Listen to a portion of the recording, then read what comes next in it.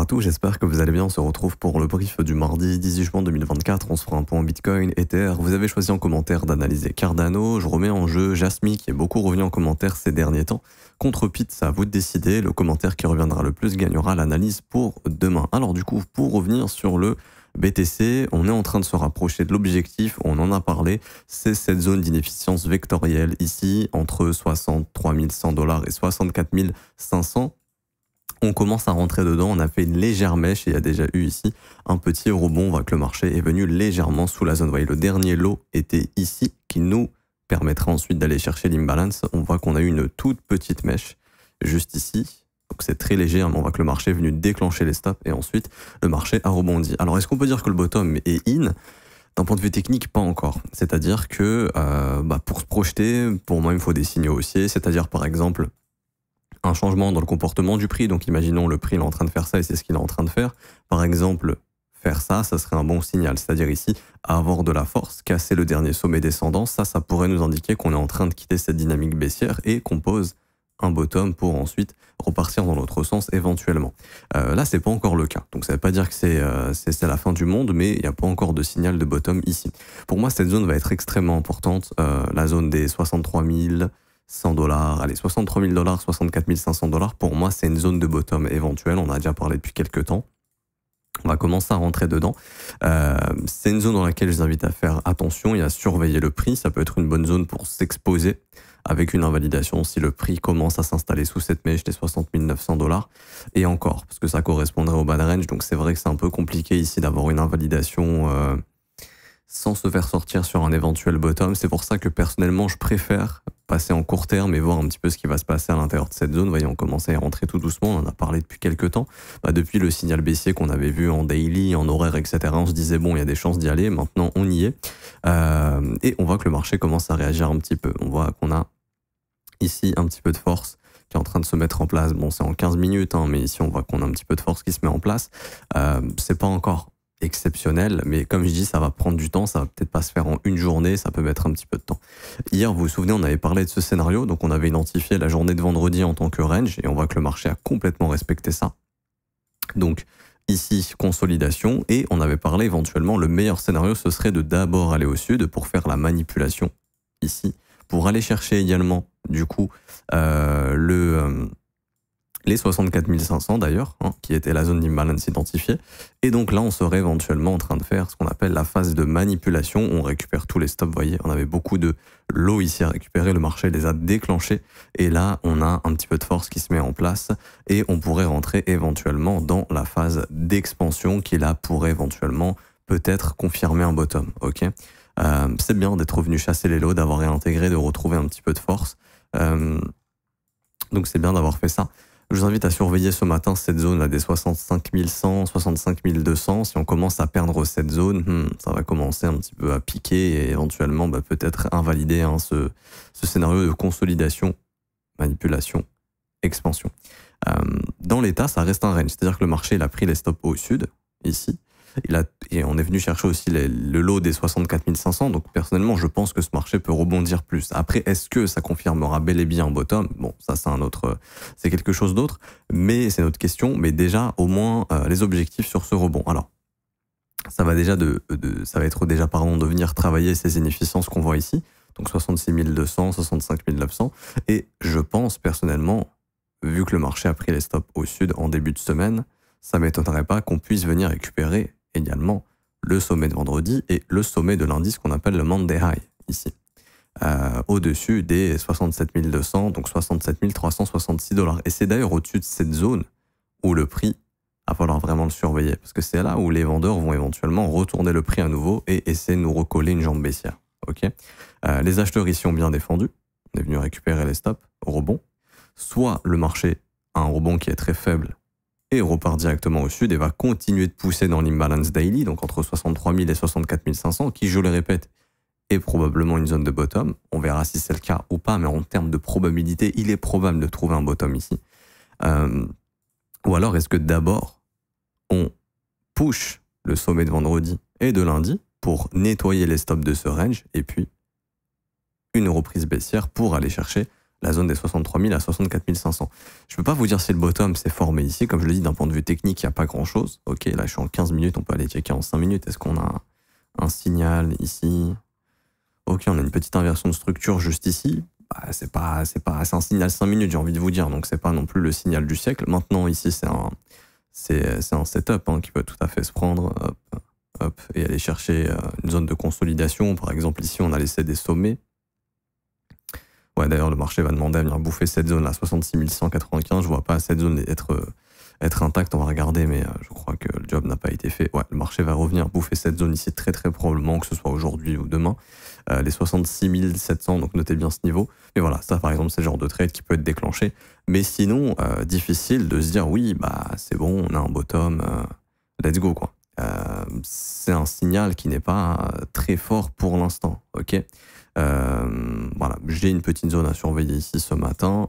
Là, ça pourrait accélérer si on prend cette zone, pourquoi pas. Mais sinon, en dehors de ça, il n'y a pas grand-chose à se mettre sous la dent de plus, ok. Donc là, vraiment, si on prend cette zone, je pense que là, ça peut accélérer jusqu'à cette zone de stop juste ici, sur cette zone de consolidation qui n'a pas été déclenchée, et éventuellement récupérer le plus haut de lundi et vendredi. Ça, c'est le scénario éventuel, ok. Donc, pour récapituler, on vient chercher une zone de bottom, c'est-à-dire que sous les 64 500, enfin sous 64 600, c'est éventuellement une zone de bottom. Maintenant, la question, là, on l'a effleurée, est-ce qu'on peut dire que c'est bon bottom is in? D'un point de vue technique, pas encore. Ça ne veut pas dire que ça va continuer de baisser, c'est juste que d'un point de vue technique, maintenant, il va falloir entendre que le marché nous confirme un bottom, ce qui n'est pas forcément le cas pour le moment. Ce serait positif, bien évidemment, d'avoir un bottom ici. Ce qui n'est pas encore le cas. Quand on regarde en daily, on voit qu'on a toujours du flux baissier. Ok, on va chercher notre zone bientôt, mais on a toujours du flux baissier. On voit qu'on a laissé une petite zone de stop juste ici. C'est-à-dire que c'est celle que je viens de vous montrer là en 5 minutes ou 15 minutes, les deux. C'est-à-dire, on vient, une fois qu'on est là, on fait quoi? Est-ce que le marché accepte ou est-ce que le marché n'accepte pas et malheureusement continue d'aller travailler cette zone d'inefficience? C'est juste ça, c'est simplement ça. Pour quelqu'un qui souhaite s'exposer au Bitcoin, dans cette zone d'inefficience, c'est bien. Ok, pour du spot par exemple, etc. etc. Pour quelqu'un qui souhaite aussi faire de l'intra ou du swing pour trouver des achats, s'il y a des signaux ici, ça peut être plutôt pas mal. Encore une fois, je le dis, pour moi, on arrive dans une zone de bottom et c'est trop tôt pour confirmer qu'on a un bottom. Il faudra attendre un petit peu de voir, comme je dis, des structures vraiment puissantes qui nous disent ok, bon, let's go, on est prêt, on est vraiment prêt à bottom. Et je ne serais pas étonné qu'on vienne travailler cette zone, puisque ça, en fait, une inefficience, c'est pas juste je fais une mini-mèche dedans et c'est bon. Des fois, ça arrive. C'est surtout quand le flux il est très haussier. Je pense que je vais vous trouver des exemples sur la phase de bull run. Bon, là, c'était très très haussier ici. On est rien venu combler. Mais bon, par exemple, ici, vous voyez, on a comblé quasiment la totalité. Là, généralement, il y a juste une petite. Quand vraiment le flux est très haussier, il y a juste une petite mèche qui vient et qui nous permet de repartir. Bon, là, c'est un peu du range. Je pense qu'on va trouver ici. Voilà, par exemple, vous voyez, là, on a créé l'inefficience ici. C'est-à-dire que la zone d'imbalance, ça s'est créé là. Vous voyez, le marché, il a juste fait une toute petite mèche à l'intérieur avant de repartir. Mais ça, c'est dans du flux. Enfin, c'est quand le marché est dans un flux directif. Là, on a un flux qui est baissier et on parle d'une imbalance haussière. Ok, donc, on ne parle pas d'un schéma de marché qui est comme ça, où on crée une imbalance. Ici, le marché nous fait juste une petite mèche et là il y va. Vous voyez, par exemple, il fait juste une petite mèche dans l'imbalance et on y va. Non, on est vraiment dans du flux baissier. Et en fait, cette zone va probablement demander à être travaillée. Ça peut mettre du temps ici. On peut rester, on peut prendre notre temps ici. C'est pour ça que bon, on est venu chercher la zone, ok, mais c'est un peu trop agressif de dire c'est bon, bottom is in. C'est pour ça que je dis que ça m'étonnerait pas que le prix puisse venir travailler cette zone, que là on ait beaucoup de doutes et que là on ait le prix qui se retourne, vous voyez, et qu'en fait on vienne travailler tranquillement cette zone d'inefficience ici, qui, techniquement, on y était déjà revenu. Bah, voilà, j'ai l'exemple parfait, je me suis embêté à aller le chercher je ne sais où. Regardez, ici, vous avez la création de l'imbalance, juste là, avec cette mèche et ici, cette mèche, ok. Et on voit que le marché, il est juste venu, donc là, il y avait toujours cette inefficience ici, avec cette mèche et ce corps. On voit que le marché, il est venu faire une petite mèche et direct, boum, il a push. Ça, je vous le dis, c'est vraiment dans des... Quand le mouvement il est haussier, pareil pour des mouvements baissiers, je vais vous trouver des exemples également. Exemple, peut-être ici. Bon là, on a un petit peu travaillé le prix. Mais bon, enfin, sur du flux baissier. Voilà, par exemple, ici, vous voyez, là, le prix, regardez ce qu'il fait. Notre zone d'imbalance, elle est là. Ok, ça, c'est la zone d'imbalance initiale. Le marché, il fait juste une petite mèche à l'intérieur, et là, il fait une continuation baissière. Ça, c'est vraiment quand il y a du flux. Quand on est dans la direction du flux. Donc là, c'est un flux baissier, imbalance baissière, petite mèche, on continue. Mais là, on est dans un flux qui est baissier, et on parle d'une imbalance haussière. Donc c'est pour ça que ça, pour moi, ça risque d'être travaillé. C'est pas juste, on va faire une petite mèche à l'intérieur, et c'est bon, on va retourner. C'est possible, et j'aimerais bien. Mais c'est pas la chose la plus probable. La plus probable, c'est qu'on continue de stresser cette zone et de travailler cette zone de prix ici que je vous indique, donc 63 700, 64 500, et puis qu'on vienne travailler cette zone d'inefficience ici. J'ai pas plus de choses à dire pour le BTC. Peut-être d'un point de vue order flow, voilà, on commence à rentrer sur des pics de liquidation, donc il y a pas mal d'acheteurs qui commencent à se faire sortir. On a beaucoup de spreads négatifs, donc on va pas tarder, je pense, à avoir des fundings négatifs. Donc c'est pour ça que ça serait pas con qu'on ait un travail de cette inefficience que vous voyez là. Bon, là, je suis en H1, mais la zone d'inefficience, elle est ici, vous voyez, hop, en H4. Qu'on ait un travail de cette zone, par exemple, avec des fundings négatifs. Comme ça, on bloque un maximum de vendeurs. Et là, bam, d'un coup, on y va. On retournera bullish éventuellement. C'est pour ça que là, c'est trop tôt de dire c'est bon, c'est bullish. Concernant, mais on arrive dans des zones intéressantes. Concernant Ethereum, alors Ether, on avait déjà parlé. Pour moi, il n'y a pas encore de signal très très haussier sur Ethereum. Vous voyez, par exemple, l'Ether, c'est ce qu'il est en train de faire. Il est en train de prendre son temps, de travailler tranquillement cette inefficience, qu'il a bien bossé. Et là, il est en train de s'attaquer à la deuxième, qui est sous cette mèche ici, donc sous les 3419. Et on voit que le prix, bah, pareil, va commencer à la travailler doucement. Et en fait, c'est pour ça que le prix on pourrait rester longtemps ici à travailler cette inefficience jusqu'à redevenir bullish. N'oubliez pas que le trading des ETF va commencer début juillet. Donc l'argent institutionnel peut éventuellement rentrer à ce moment-là. Et il faudra aussi surveiller l'argent qui va sortir de Grayscale, hein, parce que Grayscale a environ 10 milliards de dollars d'Ethereum sous gestion avec leur trust, qui va devenir un ETF. Et si leurs fees sont élevés, ben, il y a encore beaucoup d'institutions qui vont probablement vendre cet ETF pour aller sur un autre ETF. Mais au début, c'est des sorties pour des entrées. C'est ce qui pourrait justement, au début, créer du flux baissier, le temps que les autres institutions rentrent sur d'autres ETF et qu'on ait des inflows. Donc ça, il faudrait faire attention. Mais cette zone d'inefficience, pareil, elle peut être travaillée pendant longtemps avant d'engager quelque chose de plus haussier. Il faut s'attendre à éventuellement de la consolidation. Bon, est-ce qu'on est revenu prendre les stops d'hier? Non, ok. Donc on a ici en fait un sommet qui n'a pas été pris, un lot qui n'a pas été pris ici. Donc le marché pour moi il est dans ce range entre cette borne, je pense que c'est le plus haut de mercredi, ouais, avec le plus haut de mercredi et du coup le plus bas de vendredi de la semaine dernière. On est bloqué dans cette borne. On verra bien la direction qui sera prise par le marché. Je vais essayer de vous tracer ça. Hop, ici. Tac, tac, tac, tac. Voilà, comme ça, on l'a tracé en horaire. Nickel. Donc voilà, on voit bien que c'est notre range actuellement et qu'il va falloir être patient en attendant une résolution. On avait parlé de cette zone hier, vous vous souvenez? Donc au début, on a réagi dessus, on l'a reperdu, ça on avait parlé. Si on la repère, on reviendrait combler cette zone d'inefficience qu'on est venu chercher. Maintenant, bon, il y a deux lots au même endroit. Je pense pas que le marché va laisser ça intact avant de faire une phase haussière. Donc là, ça m'étonnerait pas que si jamais on prépare une phase haussière, qu'on ait un dernier push baissier pour venir récupérer ses stops, consolidation, manipulation, et là, expansion, si jamais on forme un bottom comme ça. Donc ça sera le schéma à surveiller. Maintenant, dites-vous que le prix va probablement continuer de travailler cette zone d'inefficience. Vous voyez, c'est une grosse zone daily qu'on est toujours en train de bosser. Donc voilà, on peut prendre du temps ici. Également, on avait créé ici ce qu'on appelle un order block qui va être notre zone de travail. Ça va être une zone assez forte. S'installer en dessous, là, ça serait un signal qui éventuellement nous indiquera que le prix viendra chercher cette zone, à mon avis, des 3169, 3072 dollars, qui pour moi risque d'être une zone de bottom pour Ethereum. Voilà, pas plus de choses à dire sur Ethereum. Maintenant également, ce qui serait pas impossible, c'est sur un élan de capitulation ou de panique de marché, voilà, de stress move, qu'on ait une mèche finale qui vienne récupérer cette zone de consolidation. Ça, c'est un scénario qui reste dans un coin de ma tête. Je sais pas si ça arrivera, mais c'est un scénario qui reste dans un petit coin de ma tête où je me dis, ok, éventuellement, juste voilà, tous ceux qui vont long Ether, ils vont foutre leur stop ici. Peut-être qu'il y a un stress move qui viendra faire ça, et là, ça sera le bottom définitif. En gros, ce serait une capitulation de marché assez grosse. Le plus gros, enfin pas le plus gros scénario baissier, mais en fait, vous voyez, psychologiquement, ce serait un gros coup de massue sur l'ensemble du marché. Et ce serait ce qu'on appelle pour moi un stress move, c'est-à-dire c'est le dernier mouvement de capitulation avant une phase haussière. Et rien de mieux que de venir bouffer cette zone de stop, par exemple, pour faire. Donc bien sûr, ça va pas se faire en ligne droite, mais voilà, on pourrait faire un truc comme ça. Et au final, on serait dans ce schéma ici de consolidation.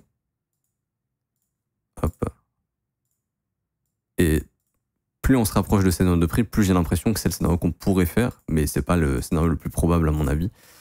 Mais ça m'étonnerait pas qu'on puisse avoir quelque chose comme ça.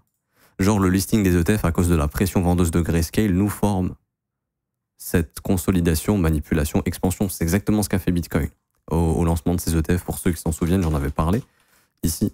Mais en gros, il avait fait ça. Pour ceux qui s'en souviennent. Hein.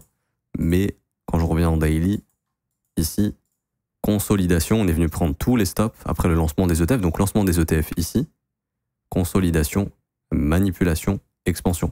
ETH, ça pourrait être la même chose. Mais comme je vous dis, ce serait vraiment le scénario stress move, capitulation, où tous ceux qui sont sur les contrats dérivés vont se faire défoncer, que ce soit sur les alts, sur Ethereum, etc.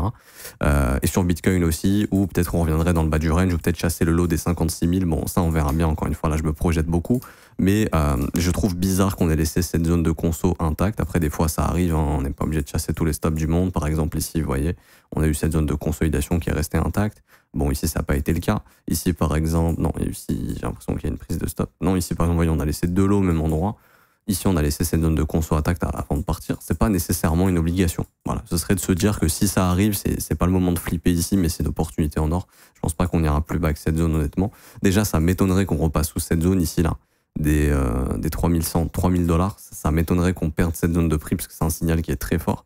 Je vais l'étendre, ça m'étonnerait qu'on perde ça. Maintenant, si on perd ça, ok, je serais prêt à me dire, ok, il y a une phase de capitulation, le marché va vouloir faire capituler tout le monde avant la prochaine phase haussière, et du coup, ça passerait par un stress dans cette zone de prix ici, où tout le monde va littéralement flipper et se dire, c'est bon, c'est fini, alors que ce sera probablement le bottom. Bon, bref, on reparlera de ce scénario. Pour l'instant, le plus probable, c'est de doucement, mais sûrement travailler cette zone d'inefficience. Une fois que ce sera bien bossé, tenter de faire de la continuation haussière. Mais je surveille bien cette zone, parce que si on la perd, ça sera un petit signal, un gros signal baissier qui nous ramènera vers cette zone de prix. Ok, et du coup, pour finir, Cardano. Alors, Cardano, malheureusement, il fait partie des assets faibles. Quand on regarde face au Bitcoin, c'est mieux d'holder du Bitcoin. Cardano contre Bitcoin il est toujours en bear market. Ok. Ici, on avait créé une belle zone d'inefficience qu'on a perdue. Je vais vous la montrer, elle est juste ici. Hop, vous voyez, on l'a travaillé et on l'a perdu. Donc l'objectif quand on fait ça, généralement, c'est d'aller chercher le lot, chose qui a été faite. On a aussi ce lot ici qui nous attend. Donc je pense que là, sur Cardano BTC, on va pousser jusqu'à ce plus bas. Donc ça m'inviterait à penser que Cardano va continuer de baisser. Et qu'on viendra également peut-être prendre le bottom de 2020 ici. Et qu'une fois que ça se sera fait, Cardano trouvera un bottom face au BTC. Donc ça va prendre du temps. Maintenant, Cardano face au dollar. Alors, si vous avez des convictions sur Cardano, c'est-à-dire vous êtes haussier, vous vous dites ok, Cardano, bon c'est vrai qu'il n'a pas fait un début de folie, mais c'est un projet sur lequel je me dis voilà, Cardano, ça peut aller visiter plus haut au cours du bull run. Bon à ce moment-là, on va spéculer sur une structure comme celle-ci, c'est-à-dire une grosse structure de range qui finira par casser au nord, et là on aura une accélération du prix. À ce moment-là, si on est dans un range et qui finit par être cassé au nord, je peux déjà spéculer sur des objectifs haussiers comme ceci. C'est-à-dire, j'ai mon premier objectif, 1,34$. Deuxième objectif de 0,07$. Troisième objectif au-dessus de la TH entre 3,23 et 3,93. Mais crescendo. Maintenant, d'un point de vue technique, alors on en est où? On a posé notre bottom ici en juin 2023. Belle structure, W bottom, on push. Et là, on peut voir que, voilà, par exemple, ce que je vous ai expliqué tout à l'heure, on a du flux baissier, on a la formation d'une imbalance, on est juste venu faire une petite mèche dedans, continuation baissière. Donc pour l'instant, ce marché est toujours baissier. Et on voit qu'on a une petite zone de consolidation juste ici. Donc à mon avis, le prix va maintenant aller push cette zone de prix, qui doit peut-être être, on a plusieurs low weekly ici. Je pense que le marché va venir pousser maintenant sous les 33 centimes. Donc je pense pas que le bottom soit là, en tout cas pour moi, ça correspond pas trop à une zone de bottom. Je pense qu'il nous manque encore un bon 15% de baisse sur Cardano pour aller chercher la prochaine zone d'inefficience vectorielle. Vous vous souvenez, ces inefficiences vectorielles, on y revient très souvent. C'est très rarement laissé intact. On en avait une ici, on y est revenu, et le prix, vous voyez comment il a travaillé cette inefficience plusieurs semaines. Là, on est en train de perdre l'inefficience. Donc le marché risque d'aller s'attaquer aux autres inefficiences vectorielles ici qu'il a laissé traîner. Donc toutes ces zones, pour quelqu'un qui a des convictions dans Cardano, ici c'était un buy intéressant, sous les 44. Prochain buy intéressant, c'est sous les 33, et simplement mettre des ordres limites dans cette zone, donc entre 33 centimes et 26 centimes. Et si vous avez des convictions de vous dire, ok, moi je pense que Cardano ce sera un bon asset pour le bull run, c'est ici que ça s'achète. Ça aussi, ça s'achète en théorie. Mais la prochaine zone vraiment intéressante, c'est entre 33 et 25 centimes de dollars. Maintenant, d'un point de vue technique, bah, c'est ici qu'il va falloir bottom, parce que si jamais on perd ses inefficiences, le prix il aura son intérêt au prix, hein, ça sera de venir récupérer ce plus bas, ici, cette zone de consolidation, donc sous les 22, et donc là, ça sera un ATL, un all-time low, et ça serait un plus bas, enregistré par le marché. Vous voyez, même en mensuel, on a cette zone d'inefficience. Franchement, ça va être une zone intéressante pour le prix, pour essayer de former un bottom. Je vais passer en échelle 12 mois pour voir un petit peu. Ok, on est venu récupérer le plus haut de l'année 2023 ici. C'est vraiment des points de repère exceptionnels, hein. Vraiment ça, vous regardez les plus hauts annuels, c'est toujours de bonnes zones de profit et il faut bien regarder comment se comporte le prix. Par exemple, si je passe en daily, voilà, on voit qu'au-dessus du plus haut annuel, ici, on avait consolidé dessous, on est venu récupérer les stops et ensuite le prix s'est complètement ramassé. Et bah, y a un concept qui dit en fait que cette bougie, ça va être notre range. Le marché, il est venu déclencher les stops dans le haut du range. Maintenant, rien n'empêche d'aller chercher le plus bas. Et c'est pas ça veut pas dire qu'on va le faire, mais il n'est pas impossible qu'on finisse cette jambe baissière sous le plus bas de 2023, qui là marquera définitivement le bottom avec éventuellement cette bougie de 2024 qui sera de nouveau notre range. Donc, par exemple, on chasse le plus bas de 2023 ici. Donc on aura une bougie baissière qui ressemblera à ça. Hop. Je sais pas si je peux dessiner ça comme il se doit. C'est un peu compliqué. Bon, vous avez compris. Ça sera une bougie baissière. Et du coup, ce sera notre nouveau range. Et ensuite, la prochaine bougie, voilà, pourrait éventuellement être une bougie haussière.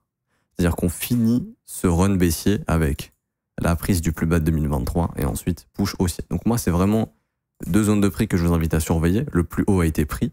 On a le plus bas ici, autour des 22 centimes. Et avant cette zone, bien sûr, il y a ces inefficiences vectorielles qui peuvent nous aider à poser un bottom. Mais quand je vois la candle yearly, donc annuelle, j'ai vraiment l'impression qu'on peut finir cette course baissière sous ce lot et que ce sera la phase de capitulation où là, le prix éventuellement trouvera un bottom si jamais on y vient. Je dis pas qu'on y viendra, mais c'est un scénario que je gère dans un coin de ma tête. Et pareil, mettre des buy limits ici, c'est intéressant, et mettre des buy limits, c'est intéressant. Si vous avez des convictions, parce que si vous avez des convictions, on fait ça ou on fait ça. Ok?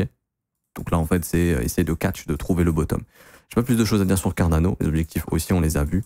Maintenant, il y aura une zone intéressante, hein, une fois que le prix redeviendra haussier. On essaiera d'aller bouffer cette zone. On essaiera également, bien sûr, de bouffer cette zone ici, hein, donc les 80 centimes. On surveille toujours les classiques, 38,2, c'est la base des bases. C'est un bon niveau de profit d'ailleurs. 30, ça sera au-dessus de ce sommet, donc 1,26$, 1,30$, c'est notre TP. Ensuite, retracement de moitié autour des 1,67$, zone de rechargement de short, mais très généralement, les altes, quand elles pètent 38,2, elles vont faire un ATH, elles ne s'arrêtent pas forcément ici. Donc après, ça sera au-dessus des 3,15$, et puis les objectifs que je vous ai donnés en début de vidéo, et également, enfin en début d'analyse de Cardano, et également ici, entre 4,86$ et 6$, mais bon, là, ça me semble un peu compliqué, parce que Cardano a été très très faible. Déjà, s'il revient travailler cette zone des 1,30, ce sera pas mal, honnêtement. Je m'arrête ici, j'espère que ça vous aura plu. Si c'est le cas, n'hésitez pas à laisser un pouce bleu, vous abonner si ce n'est pas déjà fait. Également, vous avez une formation gratuite qui vous attend en commentaire épinglé, c'est le premier lien. Tous les liens utiles concernant mon contenu, vous décidez en commentaire, c'est le premier commentaire de cette vidéo, mon commentaire épinglé par Crypto Le Trône. Ça va vous ramener sur ce petit lien ici. Vous vous inscrivez sur Bitget, notre plateforme partenaire. Vous avez jusqu'à 8000 USDT de bonus qui ont été mis en place par Bitget. Donc vraiment, n'hésitez pas. Et ça vous permettra de récupérer la formation gratuite et le VIP gratuitement. Donc formation gratuite de 6 heures qui vous permettra de bien gérer votre bull run. Et en plus de ça, l'accès au VIP avec des analyses quotidiennes, un suivi dans le Discord. On vous montre des setups et on vous montre comment on trade. Et comme ça vous permet de vous en inspirer. Tout ça, c'est gratuit. Donc là, il faudra regarder cette vidéo tutoriel pour rejoindre le VIP gratuitement. Il y a ceux qui veulent rejoindre l'école également. Donc ça, en fait, c'est un suivi quotidien tous les jours du marché. Ensemble, on se forme tous les jours du lundi au vendredi, tous les matins en direct, mais c'est aussi disponible en rediffusion. Et en plus de ça, sur le côté, vous avez une formation personnelle qui vous attend de 19h qui va vous former au marché crypto. Ça commence à partir de 49 € par mois, c'est sans engagement. Et vous avez aussi les offres 3, 6 et 12 mois qui vont vous permettre d'avoir des abonnements plus long terme, moins coûteux. Si vous ne souhaitez pas avoir un paiement récurrent tous les mois, mais que vous voulez vous engager sur le long terme, on vous fait un prix qui est plus abordable, ok? Sachant que le prix d'entrée est déjà très très abordable. Pour moi, ça vaut bien plus cher, mais là, c'est encore moins cher si vous prenez sur du long terme. Vous avez tous les liens en barre d'infos. Je m'arrête ici. Bonne journée à tous. On se retrouve demain. Ciao, ciao.